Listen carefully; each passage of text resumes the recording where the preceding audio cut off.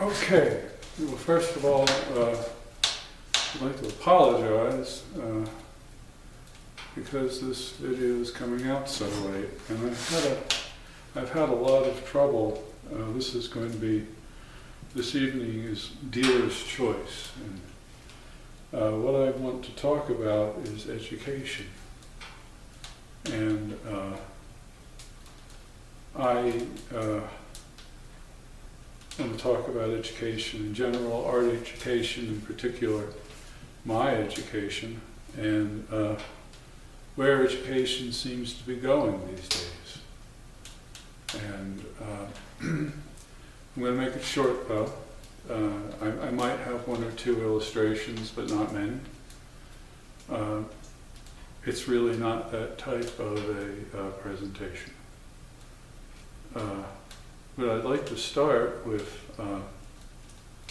my own experience in education. It was kind of unusual in that I couldn't read when I was young. And so I was in the 4th grade, and I literally couldn't spell my name. I couldn't read a word. I memorized certain things, certain words as pictographs, but I couldn't spell at all. I was severely and profoundly dyslexic. And then, fortunately, my mother had a coworker who told her about a clinic in New Brunswick where they were able to teach me how to read. And, but before that, they sent me to the snake pit called Valley Day School. And the fellow who ran it quit halfway through the year because basically the conditions were so bad for those who had learning disabilities like myself. We were mixed in with the emotionally disturbed, violent children. It was a real snake pit. So I got out of there, thank God, after a year, and would take the train, old Penn Central back then, to New Brunswick every day and back. And they were able to teach me how to read using rather Pavlovian methods. So that was quite something, and I guess I've always been a fan of education, certainly since then, having looked into the abyss and been pulled out of it as a wonderful experience. My mother was a fashion illustrator and a Sunday painter, and so I always thought of art as being something you could do, and my informal education, going to the Van Gogh show at the Philadelphia Museum of Art when I was very young, just watching my mother work, whether it was illustration or painting, knowing other artists, that you could be an artist.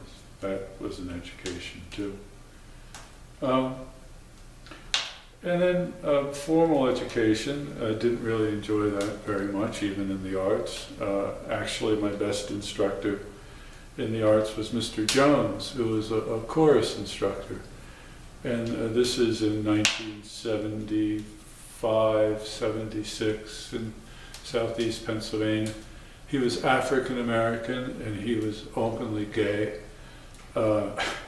which was quite a combination back then. We sang a lot of spirituals and show tunes, and it was a wonderful education, and loved Mr. Jones. He was a great guy. Then on to college, which was Cal Arts, and I selected Cal Arts because I couldn't figure out what the hell they were talking about in their catalogs or anything. It was actually a pretty good description, and a wonderful place. Wasted my first 2 years there. And was finally kind of brought to task by a lady named Judy Pfaff, great artist, who kind of read me the riot act and once again kind of pulled me out of the abyss. But a lot of the best education at Cal Arts was informal. It was from your friends.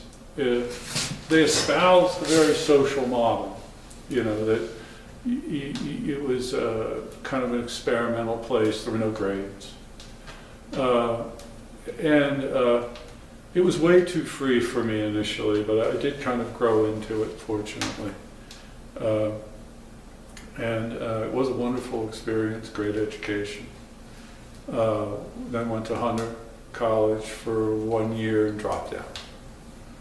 And then started to work in the foundry, which is a different kind of education. And worked on the side for a gentleman named Isaac Witkin. And working for Isaac was really something. It was infuriating at many times, but it was also very wonderful. Working for somebody like that for a long period of time, you learn things you can't learn any other way.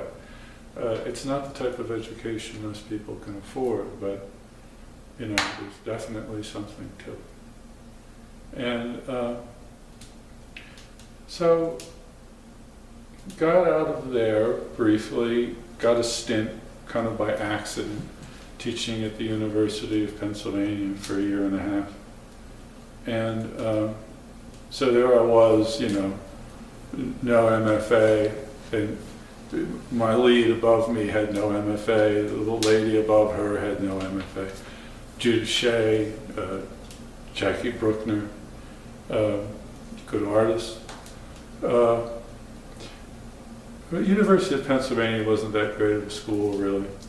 And then back to the foundry again after that all kind of fell apart for reasons I'm not going to go into. And then out to New Mexico to work for Dwight Hackett's Art Foundry. And that was a real disaster. I came out as a manager, and I think you all know me well enough now to realize what a great manager I am. You're getting this Wednesday night to view before Thursday afternoon. So that'll tell you something about my managerial abilities. And it was kind of a doomed enterprise anyway, for other reasons. But then that led me indirectly to coming to SFCC and starting there as a technician. And I immediately started teaching classes as well. I had also taught a little bit at community colleges back east. And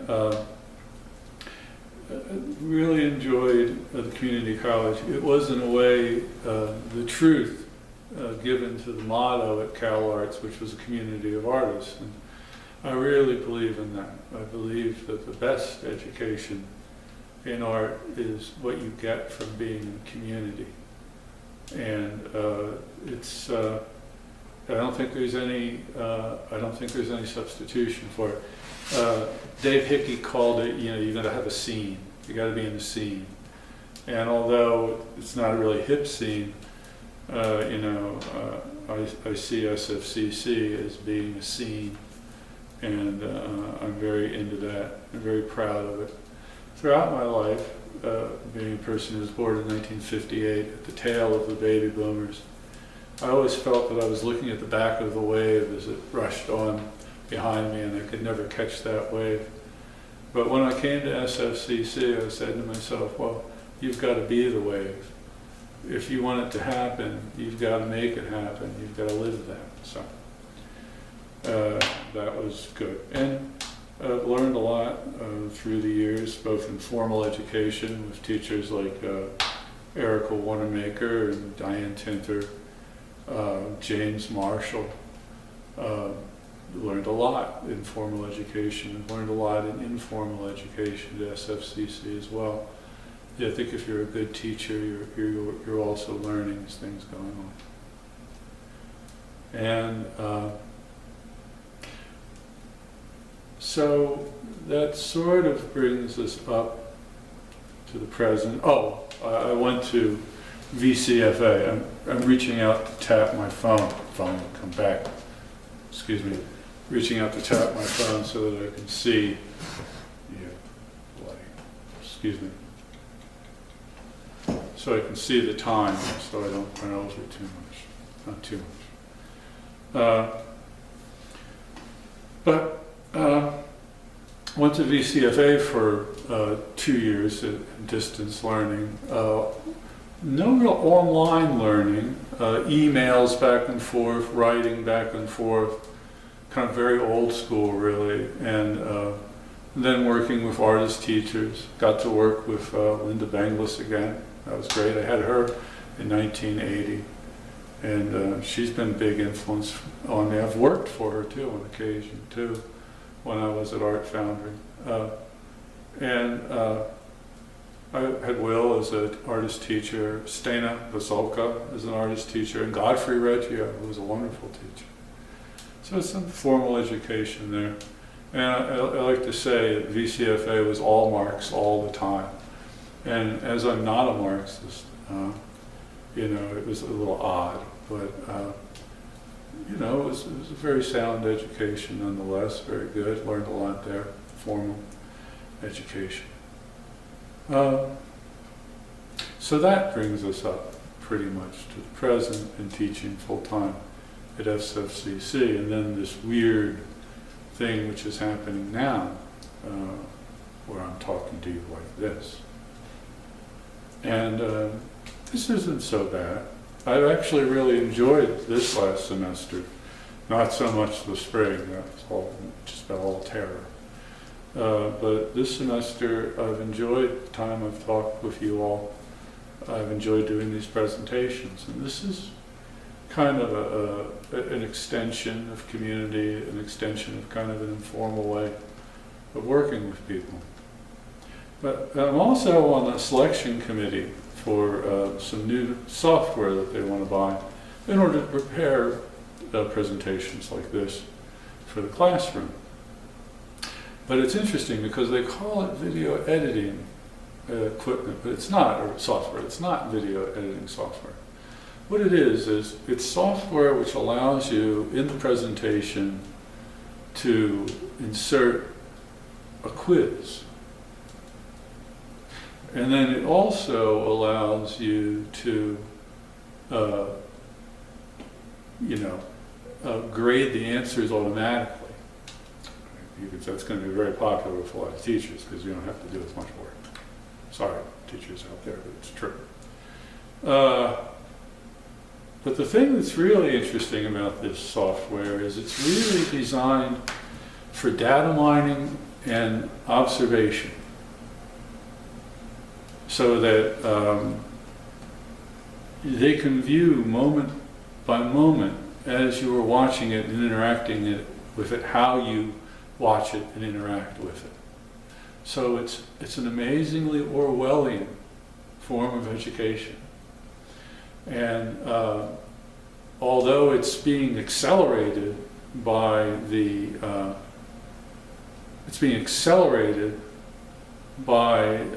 process of the pandemic, it was coming anyway. And when you look at the people in, parts of the college like Opie, who always want feedback, always want data, they want proof of what you're learning. Never mind what you're learning, they want proof that you're learning. And this notion of being able to observe the classroom electronically and statistically, to data mine everything that goes on in the experience is just, it's crack for the people who run these programs, the people who are designing education now. One of the companies we're considering adopting their software is called Panopticon. Panopticon. Now, one or two of you may have read a book on the modern prison by, I can't remember his name now. He's a French, Foucault. French, he's not really a philosopher, but he's a kind of, thinks a lot about the organization of things. Well, Foucault talks about the panoptic prison. And the panoptic prison is the prison where you're always seen. And what the panoptic prison accomplishes is it makes you internalize the observer from the outside. It's really the diametrically opposed system to the idea of a community of artists. So while I don't think what I'm doing now is so bad, and it's kind of a private thing, the thought of turning my classes over to a panoptic system, I must say I find genuinely horrifying. And that's really all I have to say about it at the moment. So, what kind of a community do you want to be? I certainly don't want to be in a prison. Time. Ah! Darn phone. It buzzed itself off the thing and crushed itself. Thank you. I've gone over, as always, like I said, lousy manager. But I hope you find this sort of interesting. It's personal, as I try to make everything personal. But I'm really concerned about this. We live in a world of virtual existence, but it's also real. When I saw all these Trump flags kind of streaming around town, and to be even-handed, when I saw them tearing down the obelisk, which I do think is a very bad monument, in the middle of town, I thought of the power of the virtual community and what it can do, how powerful it is. Because you don't have to have brown shirts anymore, and you don't have to have the Red Guard. You can have the virtual equivalent of these things. And that virtual equivalent is capable of doing great harm. A virtual Gestapo is still a terror, or a virtual state police. So when I see these things develop in culture, and I think that, you know, part of the job of being an artist is to be aware of these things, I find it genuinely disturbing. And I'm not a political artist, but I think that any artist, since we're involved in this business, 25,000 years of building culture, 25,000 years of building community, and you know, what a human being is, developing what it is to be human. These developments, I kind of help to think about them, and frankly, view them with some alarm. Okay, well, I'll put it up on YouTube, ironically, and that will be our virtual presentation for the day. I hope you enjoy this, and I will talk to you tomorrow.